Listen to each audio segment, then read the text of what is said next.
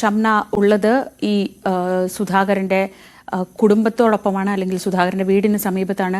ഷംന, ഇന്നലെ നമ്മൾ സംസാരിക്കുമ്പോഴൊക്കെ ആ പെൺകുട്ടികളുടെ കരച്ചിൽ കണ്ടു നിൽക്കാൻ ബുദ്ധിമുട്ടായിരുന്നു. അവർ ചോദിക്കുന്ന ചോദ്യങ്ങൾക്ക് നമ്മൾ ഉൾപ്പെടെയുള്ള പൊതുസമൂഹത്തിന് ഒരു മറുപടിയും ഇല്ലായിരുന്നു.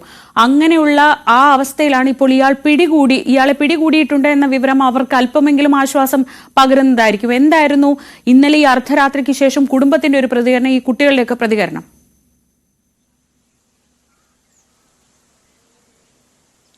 ശ്രീജയ, തീർച്ചയായും ഒരു ആശ്വാസം നൽകുന്ന വാർത്ത തന്നെയാണ് ഈ പ്രതിയെ പിടികൂടി എന്നുള്ളത്. ഈ പ്രതിക്ക് വധശിക്ഷ അടക്കം ഉറപ്പാക്കണം. കാരണം ഇനിയും ഇയാളെ ജയിലിൽ കൊണ്ടുപോയി അതല്ലെങ്കിൽ മറ്റു ശിക്ഷകളാണ് കൊടുക്കുന്നതെങ്കിൽ ഒരുപക്ഷെ ജാമ്യത്തിൽ ഇറങ്ങി വീണ്ടും ഇയാൾ കൊലപാതകം നടത്താൻ കാരണമാകും. കാരണം ഇയാൾ പിടിയിലായപ്പോൾ പോലും പറഞ്ഞിരുന്നത് കുടുംബാംഗങ്ങളെ അടക്കം, അതായത് സ്വന്തം ഭാര്യയെയും മകളെയും അടക്കം കൊല്ലാൻ ഇയാൾക്ക് പദ്ധതി ഉണ്ടായിരുന്നു എന്ന് തന്നെയാണ് അന്വേഷണ ഉദ്യോഗസ്ഥരടക്കം വ്യക്തമാക്കിയത്. ആ സാഹചര്യത്തിൽ പ്രതിക്ക് വധശിക്ഷയിൽ കുറഞ്ഞതൊന്നും ഈ നാട്ടുകാരും കുടുംബക്കാരും ആഗ്രഹിക്കുന്നില്ല.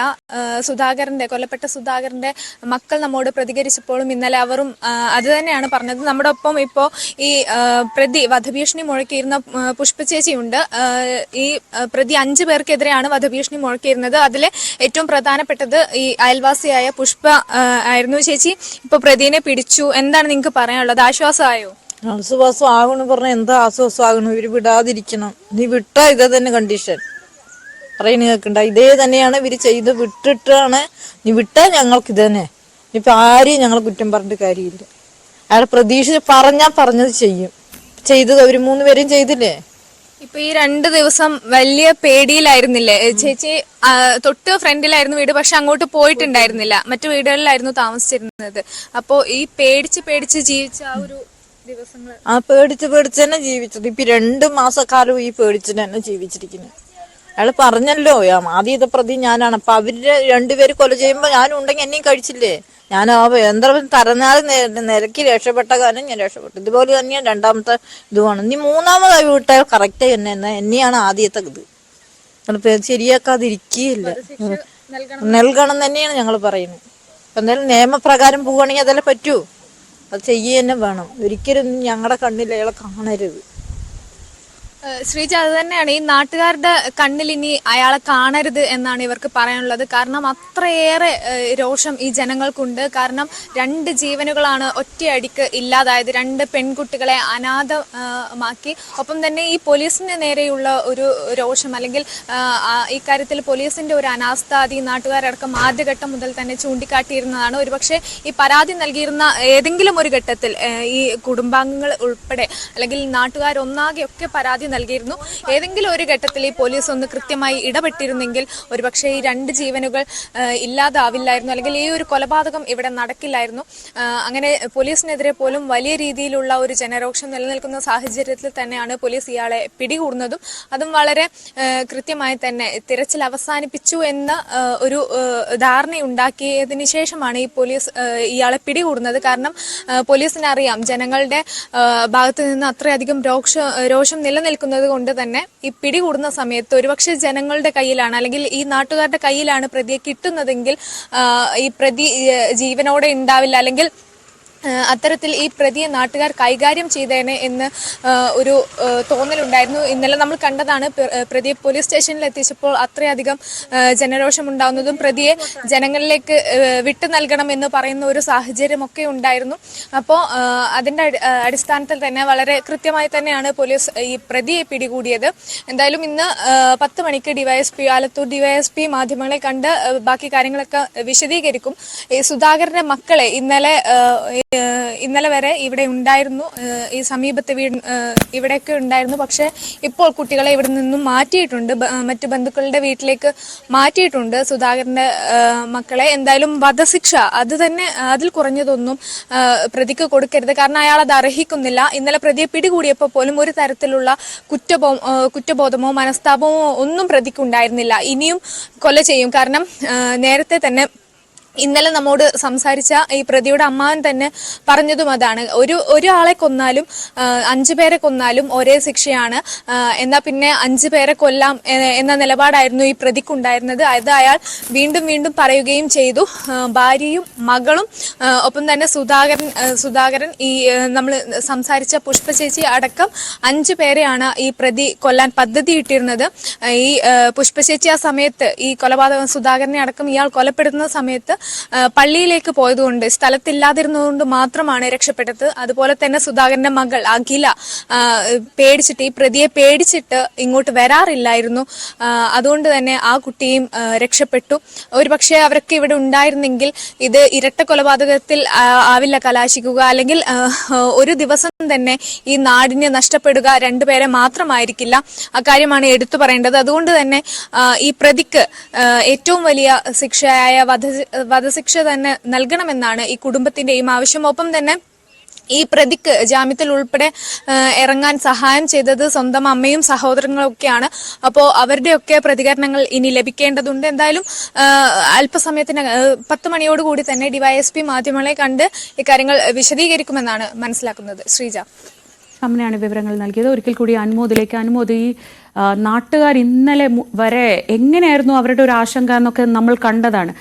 ഒരാൾക്ക് പോലും ഇയാളെ പറ്റി മറിച്ചൊരു അഭിപ്രായമില്ല. ആദ്യത്തെ ദിവസം ഈ കൊലപാതകം നടന്ന് നമ്മൾ സംസാരിക്കുമ്പോൾ തൊട്ട് അവിടെ എല്ലാവരും ഒരുപോലെ പറയുന്നത് ഇയാൾ എത്രത്തോളം ക്രൂരനാണ് എന്നതിനെ കുറിച്ചാണ്. പക്ഷെ ആ ദൃശ്യങ്ങൾ നോക്കൂ, യാതൊരു കുലുക്കവുമില്ലാതെ നമ്മൾ സാധാരണഗതിയിൽ നമ്മൾ പ്രതീക്ഷിക്കുന്ന ഒരു ദുർബലനായ മനുഷ്യൻ, കുറച്ച് പ്രായമുള്ള ഒരു ദുർബലനായ മനുഷ്യൻ, ഇതാണ് അദ്ദേഹത്തെ കാണുമ്പോൾ, ഇയാളെ കാണുമ്പോൾ നമുക്ക് തോന്നുന്നത്. പക്ഷേ ഇത്രയേറെ ക്രൂരത, ഇപ്പം ഷംന പറഞ്ഞതുപോലെ ഒരാളെ കൊന്നാലും 5 പേരെ കൊന്നാലും ഒരേ ശിക്ഷയാണെങ്കിൽ പിന്നെന്താണ് മടി എന്ന് കരുതുന്ന ഒരാൾ. അതുകൊണ്ട് തന്നെ ഈ നാട്ടുകാരുടെ ഭാഗത്ത് നിന്ന് അവിടെയും വലിയ പ്രതിഷേധം ഉണ്ടാകാൻ ഇനി സാധ്യതയില്ലേ?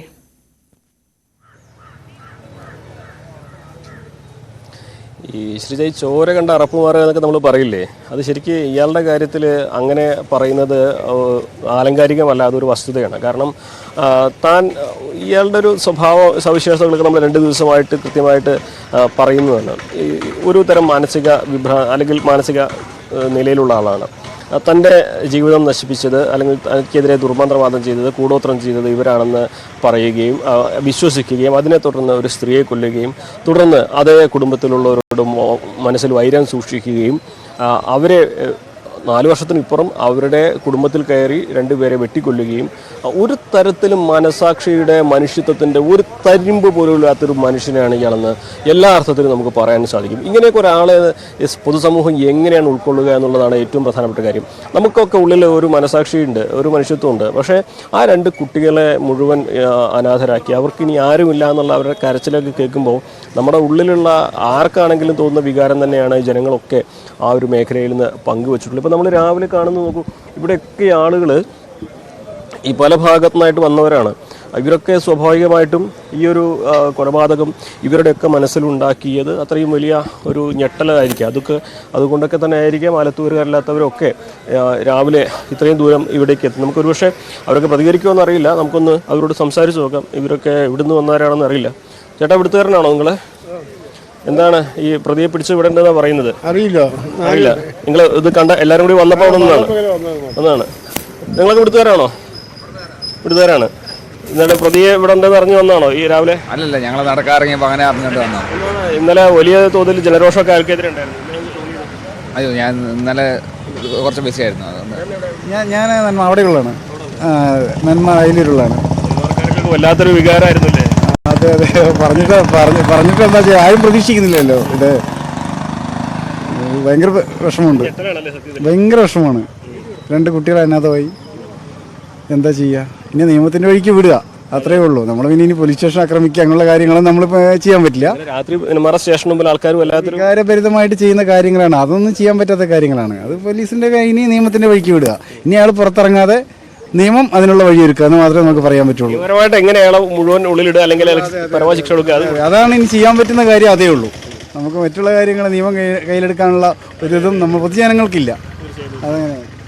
ചേട്ടാ, ഇവിടുത്തെ ആലത്തൂരാണോ നിങ്ങൾ ഇവിടെ? അതോ എന്താണ് നിങ്ങൾക്ക് പറയാനുള്ളത്? ഞങ്ങൾക്ക് അതിനെപ്പറ്റി അറിയില്ല. ഞാൻ ഇവിടെ ഉണ്ടായിരുന്നില്ല, സ്ഥലത്ത് ഉണ്ടായിരുന്നില്ല. അതിനെപ്പറ്റി എനിക്ക് അറിയില്ല. അറിഞ്ഞിരുന്നില്ലേ? വാർത്ത അറിഞ്ഞു. അറിഞ്ഞിരുന്നു. എന്താണ് ഇയാളെ ഇനി പുറത്തിറങ്ങാതെ പൂട്ടണം എന്താണ് നിങ്ങൾ എൻ്റെ അഭിപ്രായം ഇവനെ കൊന്ന് സൗദി അറേബ്യയുടെ നിയമങ്ങൾ ഇങ്ങനെ വന്നാലേ അടുത്ത ആൾക്ക് ഇവിടെ വരാൻ പറ്റാണ്ടാവുകയുള്ളൂ. എല്ലാവർക്കും അത് ബുദ്ധിമുട്ടാണ്. സൗദി അറേബ്യയുടെ നിയമം കേരളത്തിലും വരണം, ഇന്ത്യയിലും വരണം. അതാണ് എൻ്റെ അഭിപ്രായം. വേറൊരു രണ്ടാമത്തെ അഭിപ്രായം എനിക്ക് പറയാനില്ല. അത് അത്രയും മാത്രം ഉള്ളുന്നാണ് ഈ അഭിപ്രായങ്ങളൊക്കെ വരുന്നത്. നമ്മൾ പല തെറ്റുകളൊക്കെ ഉണ്ടാകും മനുഷ്യനാണ്. നിങ്ങൾ ക്രൂരത ചെയ്തത് വലിയ ഇത് തന്നെയാണ്, സഹിക്കാൻ പറ്റുന്നതല്ല. ചേട്ടൻ എടുത്തുകാരനാണോ അകത്തൂരാണോ ഈ പ്രതിയെ പിടിച്ചറിഞ്ഞിരുന്നു? അന്ന് പേപ്പർ ന്യൂസിലൊക്കെ കണ്ടു, രാവിലെ പേപ്പർ നോക്കിയപ്പോൾ കണ്ടിരുന്നു.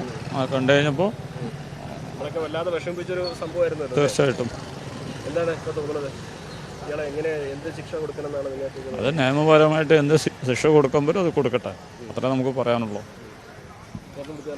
അതെ അളത്തൂരുള്ള ഏറ്റവും വലിയ ശിക്ഷ വധശിക്ഷ തന്നെ കൊടുക്കണം. ഇനി ഒരാൾക്കും ഈ അനുഭവം ഉണ്ടാവാൻ പാടില്ല. ഒരു കുടുംബവും അനാഥയാവാൻ പാടില്ല. അതിന് തക്കതായ നിയമത്തിനനുസരിച്ചുള്ള വധശിക്ഷ തന്നെ കൊടുക്കണം എന്നാണ് എൻ്റെ ആഗ്രഹം. നമുക്ക് ഈ വാർത്തയുടെ വല്ലാതെ വിഷമം തോന്നിയില്ലേ? പിന്നെ വല്ലാതെ ഫീൽ ചെയ്തു. ഇതുപോലൊരു നമ്മുടെ ഈ പരിസരത്ത് നമ്മൾ ഇതുവരെ ഇങ്ങനെ കേട്ടുകേൾവില്ലാത്തൊരിതാണ്. അതുകൊണ്ട് മാക്സിമം ശിക്ഷയും എന്നുള്ള രീതിയിൽ വധശിക്ഷ തന്നെ കൊടുക്കണം, അതാണ് ആഗ്രഹം. അല്ല, വളരെയേറെ വിഷമമുള്ള ഒരു സാഹചര്യത്തിലാണ് നമ്മൾ ഇന്നലെ രാത്രി TV കണ്ടിട്ട് ഉറങ്ങിയിട്ടില്ല. ഇയാളുടെ ഈ ദുഷ്ടപ്രവർത്തനം കാരണം ഈ കാണുന്ന ഈ ഏരിയയിലുള്ള എല്ലാ ജനങ്ങളും, കേരളത്തിലുള്ള ജനങ്ങളും വലിയ മനപ്രയാസത്തിലാണ്. അതുകൊണ്ട് ഇദ്ദേഹത്തിന് ഒരു ഇളവും നിയമത്തിൽ കൊടുക്കാൻ പറ്റില്ല എന്നാണ് പൊതുജനങ്ങളുടെ അഭിപ്രായം. അതാണ് ശ്രീജ, എല്ലാവർക്കും പങ്കുവെക്കാനുള്ളത് ഇതേ വികാരമാണ്. നിയമപരമായിട്ട് എന്തെല്ലാം കാര്യങ്ങൾ ഇയാൾക്കെതിരെ ചെയ്യാൻ കഴിയുമോ അതെല്ലാം തന്നെ ചെയ്യണം. ഒരു തരത്തിലും ഇനി പുറത്തിറങ്ങി ഇയാൾ മറ്റൊരു തരത്തിൽ ഒരു ആക്രമണത്തിന് സാഹചര്യം ഒരുക്കരുത് എന്ന വികാരമാണ് എല്ലാവരും തന്നെ പങ്കുവെക്കുന്നത്.